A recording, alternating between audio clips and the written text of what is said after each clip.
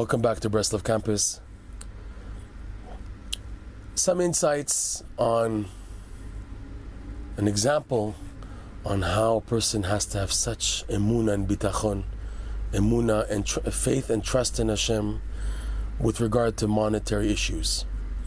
And again, this story is to teach a specific point, but it's not necessarily to emulate the specific individual in the story, because this individual is a very, very holy person and on a different plane totally. Regarding a Breslover from the previous generations, his name was Reb Shlomo Wexler. This man was born in Germany, but he had such a connection to holiness that his father said, it's not worthy of you to stay here in the diaspora, go to Eretz Yisrael.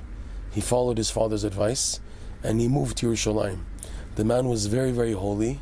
He couldn't sleep even one night out of the walls of the old city of Yerushalayim. He used to live in the old city of Yerushalayim before the War of Independence in 1948. And this man was so detached that even to get on a bus, he didn't know how to count his change and to pay the bus driver. His wife would have to prepare, like in a little bag, the right amount of money to get on a bus. If you ever wanted to go, for example, to Kever Rachel, to daven by the grave of Rachel's tomb, or anywhere else outside, close by Yerushalayim that he needed to take transportation, so his wife would prepare him bags with the right amount of money so he can give the exact change to the bus driver, because he couldn't count money. He was so detached. His whole life was Torah and prayer. He was a very holy man. So this Reb Shlomo Wexler had an only daughter, and when she reached the marriageable age, his wife began to give it to him. We have a daughter to get married, but we don't have money to help her for her wedding, for her marriage. You don't work. I'm here trying my best to support and run the house, and nothing is moving. Who's going to marry our daughter? What's going to be with her? We have no money, we're poor, everyone else is poor. No one can handle that they're taking upon the whole burden of both sides of the Khatan and Kala, because the custom is by Jewish circles, religious circles, is that the parents, they take care of almost everything. It's very rare that you send off the Khatan and Kala to go and pay and work for their wedding. It's normally, the custom is that the parents take care of everything from A to Z. They do the matchmaking, they find the shidduch, they take care of the wedding expenses, also the initial nedunya it's called. Everything is taken care of and by the parents. So going back, she said to her husband, what are we going to do? And she started to give it to him hard. Look where your righteousness got us, nowhere, we're so poor, abject poverty. Now we reach such a crisis now, we have our only daughter to get married, and we can't even get her married. What value is all your Torah and your prayer? She started to give it to him, and he felt so bad. And he said, what else can I do, Hashem? The only thing I can do is daven. I'm going to go to the Kotel. So he left his house while she was like bitterly crying at him. He went to the Kotel to daven. What else could he do? She put him in such pressure, such pain, that the only thing he can think of doing is turning to Hashem. And by the best place accessible and possible, the holy Western Wall, the Kotel. So he was walking towards the Kotel. At that same moment, a very wealthy Jew from the diaspora had arrived in Eretz Yisrael.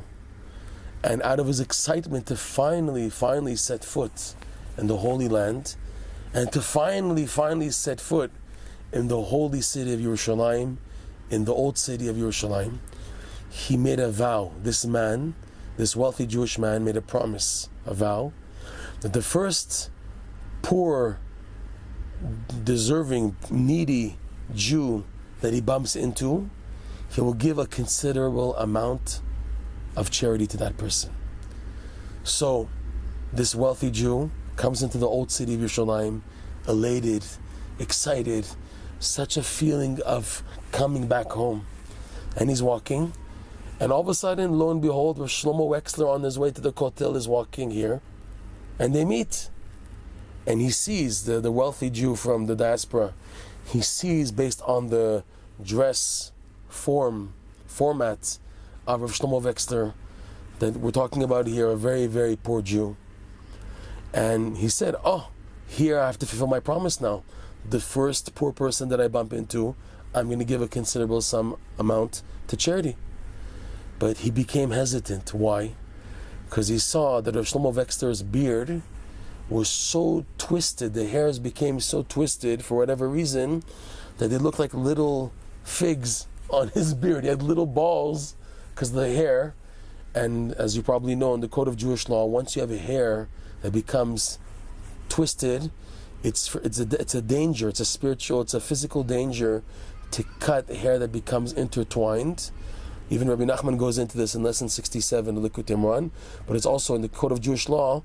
Cutting hair that becomes intertwined could be a danger of sucking out of a person his life force. Take a look, ask your rabbi, take a look in the code of Jewish law, the bridge, the Kitzur Shulchan Aruch. In any event, he looked very weird, Reb Shlomo Wexler, that his beard had all types of twisted hair and made little pom-poms, little balls that looked like little figs. So he thought, 1 second, if this person might not be normal, am I giving the money to the wrong person? So before giving Reb Shlomo Wexler this money, and Reb Shlomo Wexler has no clue what's going on, he stopped him. He saw the beard. So the wealthy Jew asked Reb Shlomo Wexler for his address and his name, and with that information, this wealthy Jew went to the chief rabbi then of Yerushalayim, Rav Yosef Chaim Sonnenfeld, and inquired about this Reb Shlomo Wexler, if he's a worthy recipient, if he's someone worthy to send help to. And Rav Sonnenfeld said, you won't find anybody more worthy than this Rav Shlomo Wexler to give him help and support. And in this amazing way, Rav Shlomo Wexler had money, amazingly, to get his daughter married off. There was no money to do a wedding. She, Baruch Hashem, eventually did get married. There are till today descendants of Rav Shlomo Wexler, Baruch Hashem. So the point is how Hashem comes through.